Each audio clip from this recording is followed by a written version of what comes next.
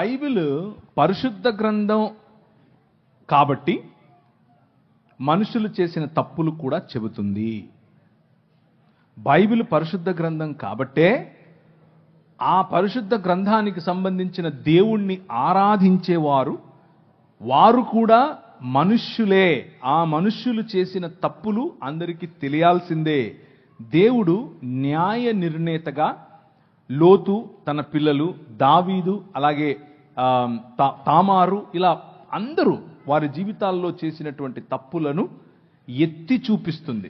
మొత్తానికి బైబిల్ ఏం చెప్తోంది అనంటే, దేవుని రాజ్య వారసులుగా కాకుండా సొంత రాజ్య నిర్మాణాలు, సొంత ఆలోచనల్లో బ్రతికితే మనిషి ప్రతి ఒక్కడు పాపమే చేస్తున్నాడు అన్నది చెబుతుంది బైబిల్. దానికి మినహాయింపు కేవలము యేసుక్రీస్తు మాత్రమే. మళ్ళీ కొత్తగా ఒకరు వచ్చి చెప్పక్కర్లేదు మనకు, మీ దావీదు ఇలా చేశాడు, ఆడు ఇలా చేశాడు. మాకు తెలిసేది, వి నో దాట్. అది మా దేవుడే రాయించాడు కాబట్టే పరిశుద్ధమైన దేవుడు, రాయించాడు కాబట్టే పరిశుద్ధమైన పుస్తకం. కప్పిపెట్టుంటే ఆయన పరిశుద్ధమైన దేవుడు ఎలా అవుతాడు? కప్పిపెట్టుంటే అది పరిశుద్ధమైన పుస్తకం ఎలా అవుతుంది? అది కేవలము ఒక అజెండాతో వచ్చిన పుస్తకం అవుతుంది. కానీ అవతలి వారు అలా కాదు. అవతలి వారి పరిస్థితి అది కాదు.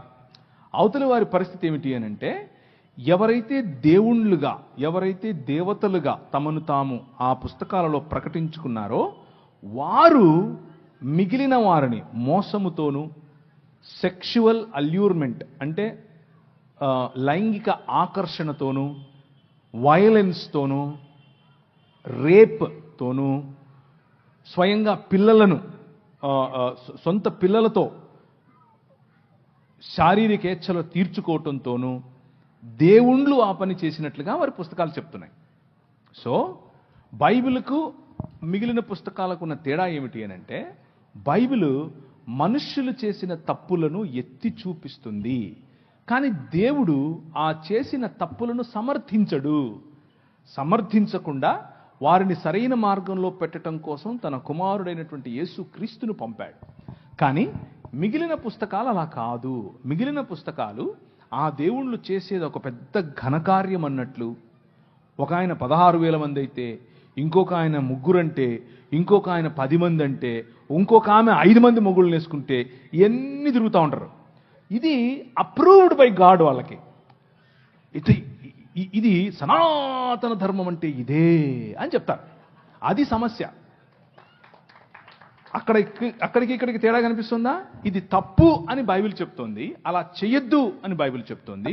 సనాతన ధర్మం అంటేనే ఇది అని ఇది చెప్తోంది. ఉదాహరణకు ఒక ఆయన ఉంటాడు, ఆయన వాళ్ళ అమ్మగారు ప్రెగ్నెంట్.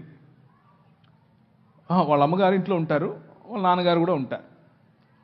ఏదో చక్కగా మంచి మురిపెం మంచి ఫ్యామిలీ. అలా ఉంటే ఇది ఎక్కడి నుంచి తీసుకొని చెప్తున్నానంటే, మహాభారతం నుంచి తీసుకొని చెప్తున్నాను. యుధిష్ఠిరుడు అంటే ధర్మరాజు చెప్పినటువంటి స్టోరీ. ధర్మరాజుకు మరియు గంగాపుత్రుడైనటువంటి భీష్మాచారికి మధ్య జరుగుతున్నటువంటి కాన్వర్జేషన్. అందులో నారద ముని గారు కూడా ఉన్నారు. వాళ్ళ మధ్యలో జరుగుతున్నటువంటి కాన్వర్జేషన్. ఏంటి కాన్వర్జేషన్ అంటే, ఒకసారి ఒక ముని వాళ్ళ ఇంట్లోకి వస్తాడు. చకా వస్తాడు. వచ్చి వాళ్ళ అమ్మ అక్కడ ఉంటుంది, పోయి చేయి పట్టుకుని పదాపదవరా అంటాడు. ఈ నుండి ఏంటి అయిపోతుంది నానా, ఆయన ఆపు అంటే, ఆపకూడదు నాయన అన్నాడు. ఏంటి నాన్న, మా అమ్మని తీసుకెళ్ళిపోతున్నాడు ఆయన అని అంటే, ఇథ ధర్మ సనాతన అన్నాడు.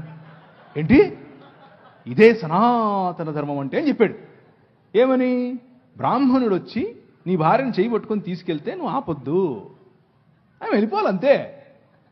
అదే సనాతన ధర్మం అని చెప్పాడు ఆయన. ఇది నేను చెప్పట్లేదు, ప్రవీణ్ చెప్పట్లేదు. భీష్మాచార్యుడు, యుధిష్ఠిరుడు మరియు నారదుడు 3 చెప్తున్నారు. వినకపోతే ఎట్లా మరి? మీకు అర్థమవుతుందా? వినకపోతే ఎట్లా? ఇంకొక కథ చెప్తాను. అంటే మీరు అడిగిన దానికి చెప్పాలి, చెప్పకపోతే కష్టమైపోద్ది. కొంచెం ఎక్కువ టైం తీసుకున్నానా? ఇంకొక ఆమె పాపం గర్భవతి, లోపల పిల్లవాడు ఉన్నాడు. పిల్లవాడు ఉంటే ఒక ముని వచ్చాడు. కమాన్ రా అన్నాడు. ఏంటయ్యా నేను గర్భవతినయ్యా అన్నాడు. అంటే ఈయన ఇదా ధర్మ సనాతన అన్నాడు.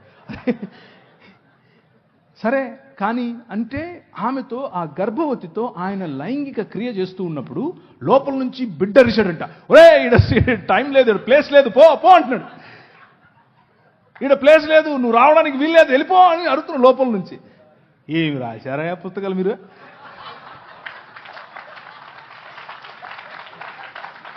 మీరు వచ్చి బైబిల్ని అడుగుతారా? ఏమన్నా ఉందా ఇది? అంటే ఎంత అన్సైంటిఫిక్ చూడండి.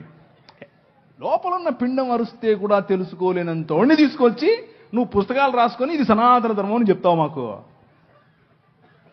కాబట్టి Bible is a matchless book. Matchless.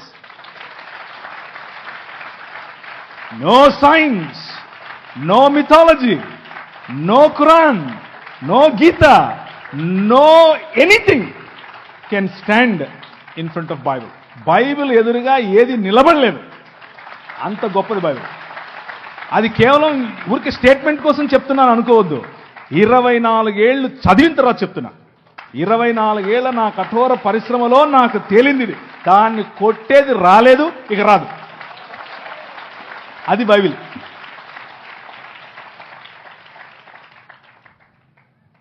ఇంకా థ్యాంక్ యూ అన్న. ఇంకేం లేవన్నా, నిజంగా మీ ఆన్సర్ చూసిన తర్వాత ఇంకేం అడగాలని లేదు నాకు. Thank you very much. You have been a great audience. మళ్ళీ త్వరగానే కలుద్దాం. కాకపోతే లాస్ట్లో ఇంకో చిన్న మాట చెప్పి నేను ముగిస్తాను. దయచేసి ఇప్పుడు నేను చెప్పిన మాటలు, ఇప్పుడు నేను ఇచ్చిన స్టేట్మెంట్స్ ఇవేవి కూడా అవతలి వారిని నొప్పించడం కోసం కాదు, అవతలి వారిని పోగొట్టుకోవటం కోసం కాదు, అవతలి వారి కంటే నేను గొప్ప అని చెప్పుకోవటం కోసం కాదు. బైబిల్ మీద బురద చల్లితే అలా చల్లకండి, అది కరెక్ట్ కాదు. ఒకవేళ బురద చల్లాలనుకుంటే ఇదిగో మీ భావజాలంలో చాలా బురద చల్లే అవకాశం ఉంది అని చెప్పటం కోసం మాత్రమే. అలాగే విన్న మీరు ఈ కంటెంట్ తీసుకుని దొరికినోడు ప్రతి ఒక్కడిని ఇలా నీకు తెలుసా అని మొదలు పెట్టకండి. ఇలాగ ఉందటగా, అందుకు కాదు నేను చెప్పింది. డిస్క్లైమర్ ఇది. అలా చేయబాకండి, అది కరెక్ట్ కాదు. ఇది ఒకవేళ మనల్ని ప్రశ్నిస్తే తిరిగి ప్రశ్నించటం కోసం ఉపయోగపడేది మాత్రమే తప్ప కావాలని గోక్కుని అవతలి వాడికి ఏదో తలంబ్రాలేసి పంపిద్దాం అని చేయకండి. అలా చేయకూడదు. ఈ మధ్య క్రైస్తవ లోకంలో ఈ ఒరవడి పెరిగింది.